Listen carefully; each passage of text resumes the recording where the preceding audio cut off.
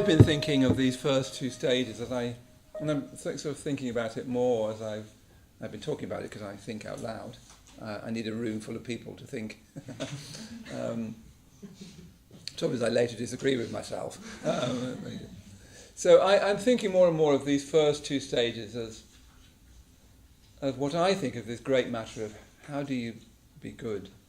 And with all the things I said about that last week, how does one be genuinely good?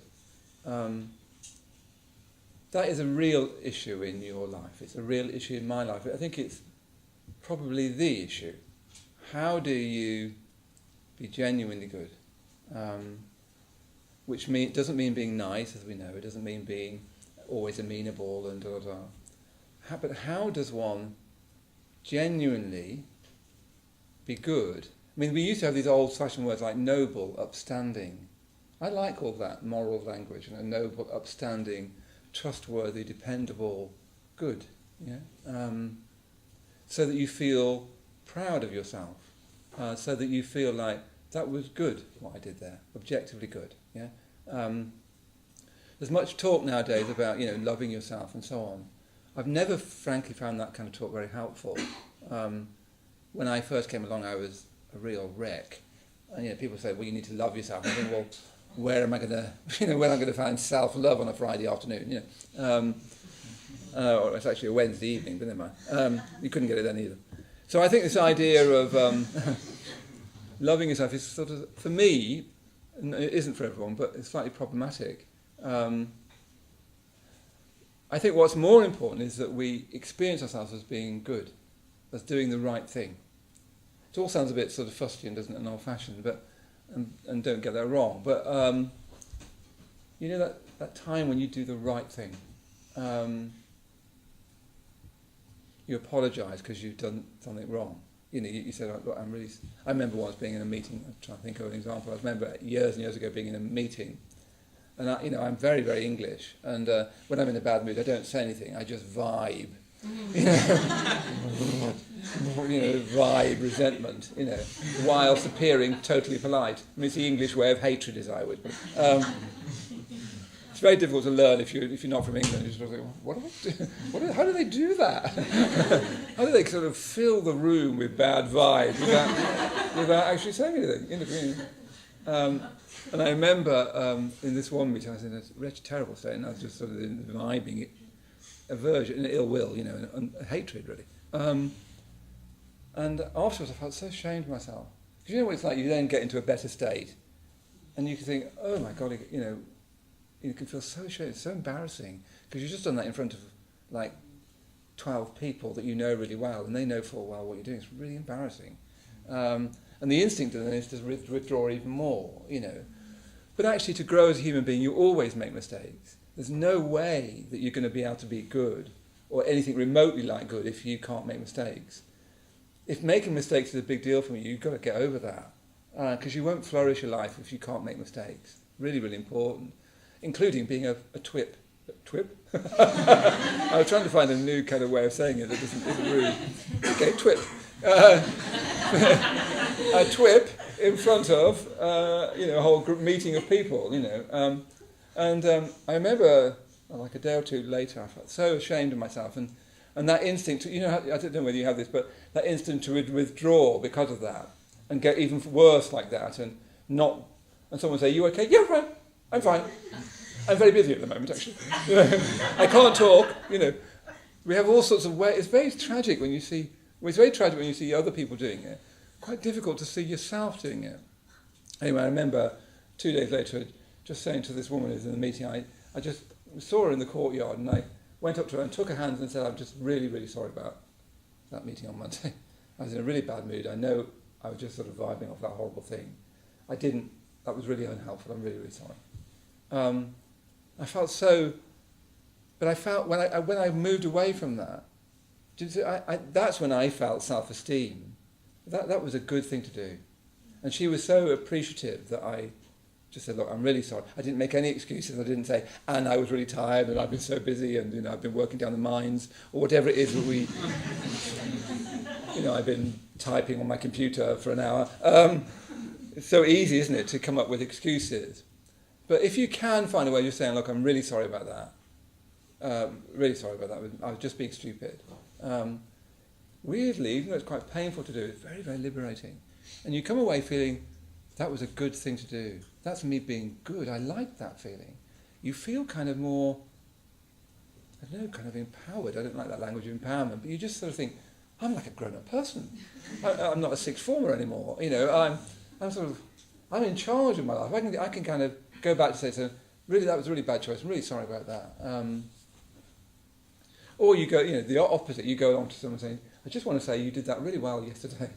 That was really, really good. Especially if you feel jealous of them. You did that really, really well. I could never have done it so well. Well done. And when you do it, once you've stepped into that kind of acting from, we haven't really got a very good word for it, goodness, uprightness, whatever, honourability, whatever word you like, you immediately feel like, golly, I've got my life here. This is my life. I'm an agent in my life. I can grow my life. I can be good. Very particular sense. And it makes you feel more unified, doesn't it? You can see why it's to do with integration there. You feel more unified. You feel less easily thrown, less friable. You feel more solid in a good sense. You can look at yourself without kind of disease, So very, very difficult to be genuinely good. One of the reasons why it's difficult to be genuinely good, is a very important caveat to that, because you can pretend to be good, and that's dangerous even, if you're not careful. You can even think that you are being good when you're just actually pretending, and you split off from the shadowy side of yourself when you try and do that. And I've met people who've done that. So one of the reasons why it's difficult to be good is because we're animals. We're animals. And, like I was saying last week, human consciousness arises out of animal consciousness. And sometimes it doesn't arise very far. It quite easily sinks back into, like if you're really tired, for instance, it's quite difficult to manage yourself when you're really tired. You can get grumpy, you start thinking, I'm tired of life, I'm tired of London, I'm tired of you. Whereas all it is, you're just tired. You're like a child. You can no longer manage yourself, and you need someone to say, "Okay, we're going to bed now." You need to turn off the computer, please. So the reason why it's difficult to manage yourself when you're tired is because you're an animal. So you're not a robot. You can't just carry on. If you're tired, your psyche starts to split up. Or, as I was saying last week, you start to notice your aggression. And if you're truthful about it, you think, golly, so aggressive. I may not act on it, but the impulse is very, very aggressive. And sometimes at the slightest thing, you're just not getting what you want or getting what you don't want. It feels incredible kind of aggression. That's because we're an animal. You're like a dog. You bite people if they look like if they're dangerous to you, Or, this might be age-related, but, there might be lust, where you just literally feel like if it wasn't for society, I would be knocking people down in the street. I don't know whether you've ever felt lust by that. I haven't, it's a long time. But, it's like a dangerous thing, lust. You can feel it sometimes. You just sort of like, golly, Anyway, we don't go on about it. I'm sure you know it. And if you don't, you're probably pretending. So that's one of the reasons why it's so difficult to be good, is because we are partly an animal. And we'll finish this roundup in a second. But the other part of why it's so difficult to be good is we're partly an angel. My own teacher, Sangha, he said that we're an oxymoron, which means contradiction in itself. We're both risen ape, we've risen out of the animal kingdom, and sometimes only just, but we're also fallen angel.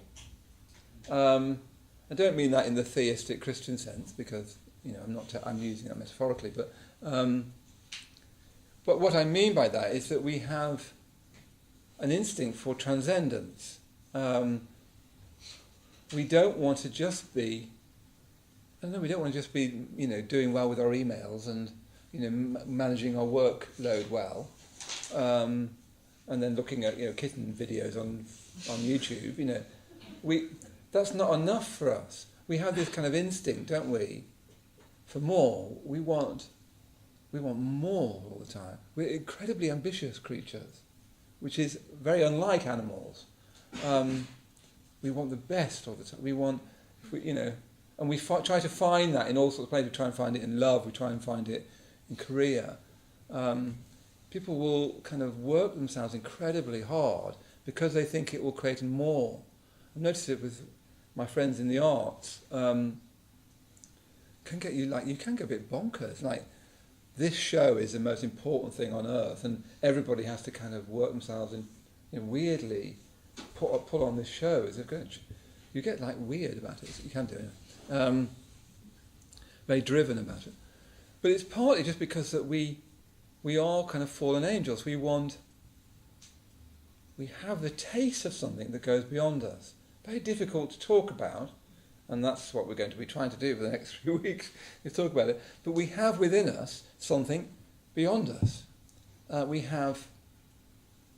are not, one of the things I've been going on about, is that we are not secular creatures. We are not. It's not big enough for being human. The idea of secularity, which is quite a recent idea, partly is because we're so silly about the metaphors of religion and take it all literally, but then that's not surprising because religion has taken them literally. So it's not surprising that we follow because it's taught literally. What secular meant originally is just simply wasn't a religious, you had a secular building and a religious building. That was all it meant. That was a church and that wasn't. But the secular has now become weirdly a bit religious on its own, hasn't it? That actually, no, it's like this, and I don't agree with you. It's like this, which wasn't the idea of secular. It was just meant to say, I'm in a library, not a church. But no way we're far too big for the secular. Our lives are not secular. If you try and make them secular, you injure this angel. Weirdly, I have to honour the fallen angel as much as I honour the risen ape, and they don't go together. They're kind of a warfare in us, all of us, between those two things. Often between us as well, between those things.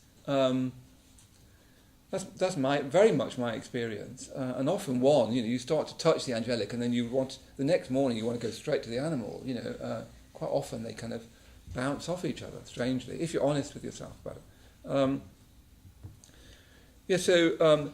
The secular tries to kill off the angel and just say with a risen ape. So silly, because if you look at your experience with any degree of attention, look at falling in love. I was on part of this young men's group at the moment, and someone was talking about falling in love when they're 19, the first time you fall in love, and then they dump you, and it's just so incredibly painful. I'd forgotten how painful. Oh my God, it's like so painful. And this guy was saying, I don't know why I haven't got over it. I said, no, it's just like that. That's just what it's like. It's really painful. Somehow you thought, when the first time you fall in love, particularly, you thought, golly, that's going to be the angel.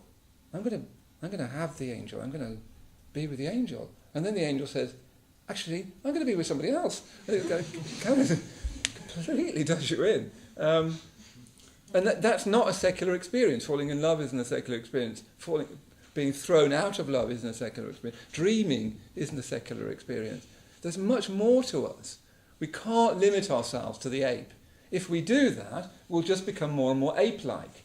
Because the view you have of your experience will create your experience. So if you think that your consciousness is just the bit you know, well, you'll just hang on to the bit you know more and more strongly, more and more tenaciously, more and more irrationally, as if the bit you know, that tiny bit of searchlight that you've got, that you call me, as if that's you, as if that does any justice to the utter mystery of being human, which, just to touch on, you can feel, We've been doing these life stories, Max is in the group I'm doing, and the mystery of people's lives is just incredible. Not only the mystery of the good things in life, but the sort of mystery of their suffering. Golly, what does one do about that? And the terrible suffering that people have, So if you believe that you're a secular creature, all you'll do is narrow down to the bit that you think you know. And that is a highly deluded, highly irrational thing to do. That's not what reason is supposed to do. Reason is supposed to show you your options, and it's supposed to turn you towards your experience so that you look at it much more directly, much more cogently. It's not like a little island refuge where you say, this is me. That's a terribly nerve-wracking place to be. And you will be thrown off that eventually, and probably sooner rather than later. Yeah. So this is why it's so difficult to be good, because we're both a risen ape and a fallen angel. Somehow we've got this, our life is about solving that koan, that incredible koan. Yeah. And in a way, the next few weeks of the course are starting to talk more about what starts to happen as you start to solve that koan. Earlier on in one's own spiritual life and one's human life, you're mainly working on these first two stages of integration and positive emotions, as we called them, being good, being genuinely good, being honourable, being upstanding, owning your life and feeling that lovely sense of unity and completeness and giftedness even, and we all are gifted in various ways, that comes from that. And then you try to open up to something beyond that. Yeah. So Buddhist practice and human life goes far beyond that. That those first two stages are. I don't think they ever end. Actually, those first two stages. They're not literally stages that you put behind you, or that are finished. I still feel there's so much more to integrate and so much more love to discover in myself. So much more courage to discover in myself. As I said, I've always been a very timid man. And I sometimes see my friends being more courageous, and I think, oh, yeah, there's still so much, to learn. But you start to have experiences within the self that go beyond the self. Yeah. So I want to just try and say a little bit about a Buddhist way of thinking about that, not to sort of blind us with Buddhist technicalities, which, frankly, are sometimes, well, they can be useful, but I'm not very attracted to them. But partly to give us a way of thinking. So I've written about it more in the book, and I think from now on, it's more important to read the book. I know I wrote it and everything, but it is more important to read the book because it becomes a bit more. You need to think more now. There's more to think about, and I can't. And Abhayanandi or Prajnamanas, we can't sort of encapsulate it. But what the Buddha discovered, as it were, discovered is a good enough word, is that reality, what we call reality, is patterned by certain regularities. Yeah? It's patterned by certain regularities. And they've got different names, and you can read about it in the book. But let's try and keep it very simple for tonight. So you've got the regularities of science, about which I know next to nothing. But like if you throw a ball up in the air, you can describe the parable it makes, and you can predict that regularity. It won't suddenly stop mid-air and become a pop song.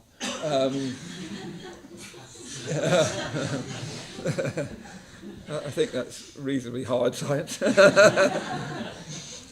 So that the only way that we can function in a world is a world where there are regularities. So that the natural world has certain regularities, and you can predict them pretty much. And increasingly with technology, you can predict them to an incredibly high degree. We know so much about the regularities of our bodies. We know the regularities of nature so much more, and so on. We still don't know a lot about it, actually. We don't know what it's like to have a mind, anything else to have a mind, for instance. You can study blackbirds, but you've got no idea at all what it's like from inside a blackbird. It might be completely different. You never have access to what it's like, that dog that's looking up at you. Hello. There was one in the cafe, I was looking rather worried, and They're lovely, aren't they, dogs? But you've no idea what it's like to be a dog, and you can never have it, however much you study them. It could be completely different from the inside. They could be like, I don't know, it could be really different. Let's move away from dogs. So what the Buddha is saying is that is the fabric of reality, that it's got certain regularities, a certain patterning or shape, which is not literally predictable. And as you go up the regularities from very base matters like, gravity and so on, and thermodynamics and electricity, as you go up from the hard sciences into the soft sciences, those regularities get more difficult to be able to predict. But you still got a very high predictive element. So you can have social sciences and all that sort of thing, and it's not just a euphemism to talk about in social sciences. They're incredible how much you can predict at that level. All the Buddha's doing, and that's to diminish, what the Buddha's saying is that those regularities continue at every level. So the two regularities that really concern us as human beings are what's called the karma level of regularity and the dharma level of regularity. So there's a patterning to the world that's to do with gravity, and that you can believe in gravity or not. You can think it's actually all ordained by God, but if you sit under a heavy thing that's falling, it will fall on top of you. It's whether you believe in gravity or not. And even gravity is quite problematic, apparently. There's still holes in the theory of gravity. So none of these are exact. So once you become a self-conscious individual, in other words, once you've got agency, once you can decide to stay in bed rather than get up, once you can decide to lose your temper rather than be patient, a new kind of patterning takes place called karma. The technical term is karma niyama processes, that how you behave shapes the world you experience. The other week I was saying that how you behave is incredible importance. It's much more important than we realise. That's one of the great problems with this dreadful kind of nihilistic, secularist view, is it starts to undermine the importance of how you behave. So if nothing matters, if things don't mean anything, then how I behave doesn't matter, because it doesn't matter. Society, self is just socially constructed, language is socially constructed, so it doesn't really matter. There's nothing underneath it. That's why it's so pernicious, because it stops you realising that how you behave is very, very important. And what the Buddha would say is how you behave activates a whole level of conditioned reality, just as thermodynamics does and just as zoology does. Yeah. If I act out of a positive state of mind, generally speaking, and that you have to read more to find out what that means, but we've been trying to practice that, your experience comes back to you in a enriched and heightened way, doesn't it? So when you do that good thing, when you apologise to someone, you don't then go away feeling, if you've done it, and if you've done it from integration, you don't come away feeling, God, I am bad. You come away feeling, gosh, I'm actually better than I thought, strangely. So as you see, that's the working of what's called karma niyama processes, that your actions come back to you in a way that grows you. It's the law of positive growth in the universe. Otherwise, things would be random. And if you believe in a random universe, then you'll experience a random universe, because that's what you're looking for. Yeah. Your belief about your experience creates your experience. There's a lot more to say about that later on, perhaps, if we get time and look, the time is running out. So, when we're working on integration and positive emotion, whether it's in meditation or whether it's in friendship, I've been very struck with my group how much they talk about friendship, whether it's being generous, whether it's remembering all the things you're grateful for, you're using that pattern of reality of karma niyama processes, that your actions flourish you and flourish the world around you. It's the law of positive growth. And you don't need to believe me, you just need to be unpleasant to somebody and see what happens, and see whether they want to be your friend, and see whether they're drawn to you when they're in trouble. Like someone was saying to me just on yesterday that they'd had quite a difficult week, but one of the things that struck about them was some of their friends were having very difficult weeks, and they were turning to them to talk to. And he was saying, I just felt really honoured that they would want to talk to me. And do you see how that's part of this nature reality? Because he must have been at times thoughtful, empathic, able to listen and so on, when someone's in trouble, they think, I'm going to go to that person.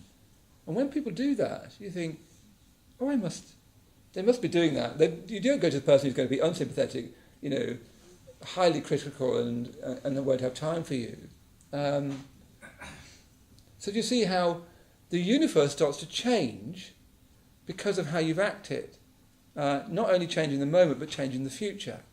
So, you suddenly you've got friends because you've rejoiced in. You said you said to your friend, "Oh, I thought you were great by the way you did that. That was so good." And they said, "Golly, thank you for that." And then the next time they see you, they're a bit more attuned to you and sort of warm to you. We all know it. It's instinctive. It's not. We don't need to know it. I don't need to teach it you. It's instinctive, but it's important to start to notice that that's what's happening. Yeah, and it's got quite a high degree of reliability. That it hasn't got entire reliability because there's lots of other forces. But quite a high degree of reliability. If you're good-natured, if you're willing to listen, if you're not massively hair-triggered reactive, if you're able to take a hit and just go, oh, hang on, let me just, without retaliating immediately, if you don't send nasty emails to your work, if you are able to do that, things start to come back to you in a way that sort of suits that. Yeah? And that's to do with this level of reality. And that's what you can do, we human beings, is to do that. And actually that goes much, much deeper than we realise. It's where people like the great saints touch into that. When they live that completely, they're like the reason you call them a saint is because they're acting like that all the time, or a huge percentage of the time. They've sort of gone out of fashion now, haven't they, saints? People were always calling people saints at one time, but nobody ever... Anyway, never mind. But then this dharma-nima process, so remember, karma-nima process only comes into action when you're a conscious agent, when you've started to cultivate self-consciousness. Animals male or female, is not clear anymore about how much consciousness they've got. I was reading a fantastic article on octopuses, which are about as far away from human beings as you can possibly get, and they are like weirdly conscious. Incredible. Look up octopus consciousness. It's like, oh my! And they're so different from human beings that they're as close to an alien as you can possibly get. There's no relation. We've got much more relationship with a lobster than we have an octopus. Octopuses are like right over the. They look a bit different, don't they? You've got to get that, don't you? The way anyway. All those arms and that funny big. But the incredible consciousness, like amazing. You think nobody understands why, because they don't live very long. They only live about 2 years, apparently. And mostly things with a lot of very developed consciousness live a long time, but they don't. Anyway, so we don't even know how much consciousness is shared across the tendency is now to see that it's much more shared than we realised, which again we probably should have known if we'd just taken awareness to things. But sometimes when you act like that, act for the good, you feel, don't you, at times, something else coming in that is distinct from you but not separate from you. You start to feel, as it were, the angel arising, to use that very metaphoric language. You start to feel something come in to your experience that feels incredibly familiar, but at the same time completely new. It feels like your blood and bone, but nothing to do with you at the same time. Yeah? You can have these experiences in all kinds of ways. You can have them sometimes when you're in a compassionate activity. People have done incredible things in a moment of compassionate activity where they experience a new consciousness arises. In friendship, you can experience it. Sometimes when a team is working very, very well together and really, really tune, they almost become telepathic. And you can start to feel like a consciousness that you share that goes beyond you. Incredibly fulfilling. You can experience in artistic in worlds. In sport, I think you can experience something where you play with a new ease. You suddenly can do it. And it's really easy, and you move with new elegance and surety and so on. I experienced it. My first experience of it was in art. I was at art school when I first came along here, and I was doing this painting, which was driving me. I've told this story for ages, but I'll tell it again. I was doing this little painting about that big. It was driving me mad. It was the end of term. And if you've ever painted, you think it's going to go well, and then it just gets worse and worse. And then you get to the throwing out the window stage. And I was at the throwing out the window stage, and I just thought, just do something with it. So I just painted out there was all this foliage in it. I just painted out the foliage. I put more sky in, basically. And suddenly the painting sort of like stepped forward, completely palpable. It was like a clue in a whodunit. Suddenly, something now I'm already in a new zone. Before then I was just, I don't know, try that. Not quite there with it even. Suddenly when I did that, I could feel this kind of, I'm in this new zone. You could feel it. You could almost touch it. And I could feel that it's nearly done, but it's not done yet. And when you make aesthetic judgments like that, you can't just go, now what is it? It's a kind of instinct. You're trying to find out which instinct do I need to follow here. It's like a weird game of chess that's happening in your unconscious. There's a move you need to make, but you don't ever quite know. Is it that? You have to feel it through. Incredible. And I remember thinking something problematic about the bottom right-hand corner. There's this bush that I'd painted, and so I thought, is it the wrong colour? So I changed the colour, and no, it wasn't the wrong colour. So I scraped off that. It's not that. And I just slightly moved it to a side like that. And as soon as I moved it, boomf, it became a painting. I've never experienced anything like it. Until that moment, it was all me trying to do it. When I moved it, it was like something entered the painting. You can see why art always comes from a sacred idea that you do something against something. Like traditionally when you paint Buddha rupas, when you paint the eyes in, the spirit enters the object. It's not an object anymore. As soon as you paint the eyes in, it's not an object anymore. And that's coming from this experience where you're doing something and suddenly something stepped into it that is sort of like weird, because every mark on that canvas in that experience I have made with my hand with this brush, but something is in it now that I couldn't do, and I don't know how I did it, and it's fantastic. Yeah, it's like the meaning of life. Fantastic. It's like I want to dedicate myself to this. Yeah, this is like fabulous. And I remember for me it changed my whole idea about what I was trying to do with it. I suddenly found a seriousness in painting. So that's, for the next few weeks, it's that we're going to be exploring, this relationship between Dharma Nirma, which is the effort you put in, me putting paint on the brush, not going off and having a cigarette, but actually sticking with it, or something else, sticking with it, trying to work with the difficulty of it, or it's working with the difficulty of friendship, or whatever it is, putting the work in to be good, in other words, to use that language, which is problematic, so that something comes in that's, as it were, outside you, but not literally outside you. It's not like an angel enters you, but the experience is like, this is like more than me, but it's not separate from me, but it's not willed, I can't will it, and I can't will it back. You can't think, I'm going to do one as good next time, off we go. You start again and, what's happened? The brush isn't working. You can see why artists go bonkers if they're genuine artists. Picasso paints Mademoiselle de Savignon, absolute breakthrough, and then probably thinks, I'll never be able to do it again. No way can I pull. And then you try and do it again, and it's so obviously a pastiche of what you've done. And if you're not careful in art, that's what you do. You just do pastiches of your breakthrough moments because you lose courage, or you get to sell your work, and then people want that kind of work, and you won't betray that if you're not careful. Great danger in art. So we're always trying to put the work in so that more comes in, and when more comes in, that's when it's valuable. That's when it's serious in the way that I've been using that word. Yeah?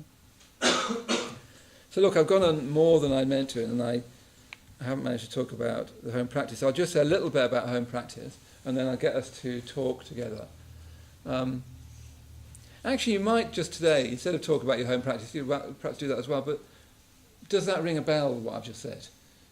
Have you had experiences where something unwilled that is intimate to you seems to step into you and to create the angel, to use that metaphor, yeah? See, let's have a chat together in a moment whether that's happened, or you think, I don't know what he's on, what has he been smoking? The main areas of home practice that I really want to encourage you to do is that you set up a daily meditation. That's your absolute bedrock, needs to be, really. So how are you getting on with that? How are you getting on with... so that's integration, let's just call it that. We'll just say that's a mindfulness breathing. How are you getting on with being generous? How are you getting on with being a friend to someone? That's absolutely crucial.